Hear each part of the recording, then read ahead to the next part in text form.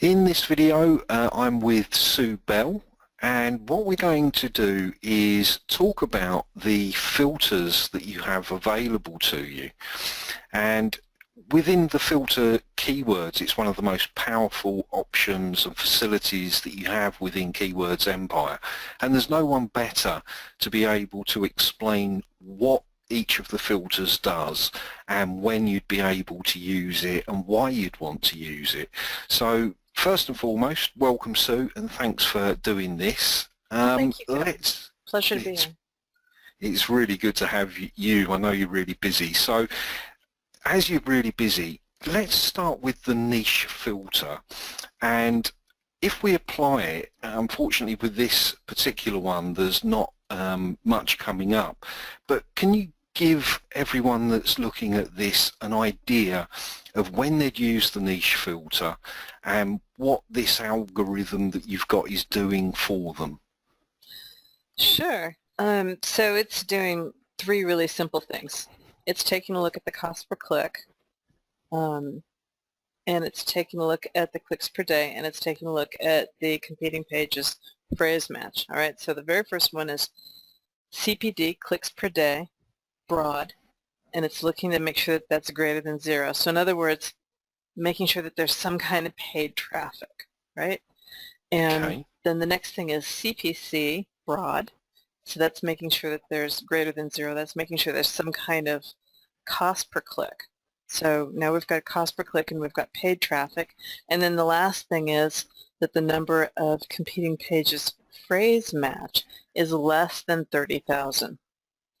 Okay, so with this particular filter, when this has come up and we're not seeing anything that is showing results, is there anything that people can do to tweak this filter? Is this filter specific to the drill that they've done, or is it a universal filter?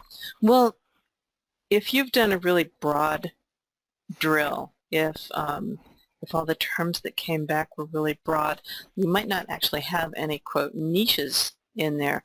So maybe instead of 30,000, let's make that number 100,000, and let's see if that encourages some things to show up.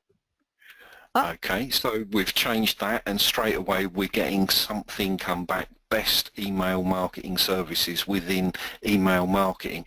So just explain the kind of results and that are going to come back when people use this and how they'd use this filter. So if you're looking for niches, in other words, if you're looking for like low-hanging fruit, things that don't have a lot of competing pages, or if you're looking for supporting keywords, that kind of thing, that's a great place to use the niche filter, because it's going to bring you back terms that have got some kind of value to them, obviously, if they've got pay-per-click traffic, as well as still being kind of nichey, because you can control what that number of competing pages are. Okay, that's superb. So let's quickly move on to the next filter. Has PPC cost and traffic. If I apply that filter, first off again, can you explain what this filter is doing and how people would use this and where they'd use the results that come back? So this is really similar to the last filter. It gets rid of the requirement for numbers of competing pages being small, so you're not limited to a niche, right? This is more generic. And it's also taking a look at the broad clicks per day and the phrase clicks per day, and it's saying one of those two has to be greater than 0. So CPD broad greater than 0 or CPD phrase greater than 0. And then in addition to that, it's also looking at the cost per click, and the broad cost per click or the phrase cost per click also has to be greater than 0. So long as there are values in one or the others of those two areas, it's going to bring back some results. And so that just kind of broadens the whole thing out a little bit more, gives you a few more results, because oftentimes you'll have traffic. I generally find that you'll have cost and traffic in the broad more often than you do in the phrase. But every twice in a while, the phrase shows up rather than broad. It all depends on how people are doing their AdWords. AdWords only collects information based off of how people do their ads. Most of the time people do their ads in broad because they're looking for that idea rather than that specific keyword. So you just typically get more information back in the CPD broad and the CPC broad than you do in the phrase match.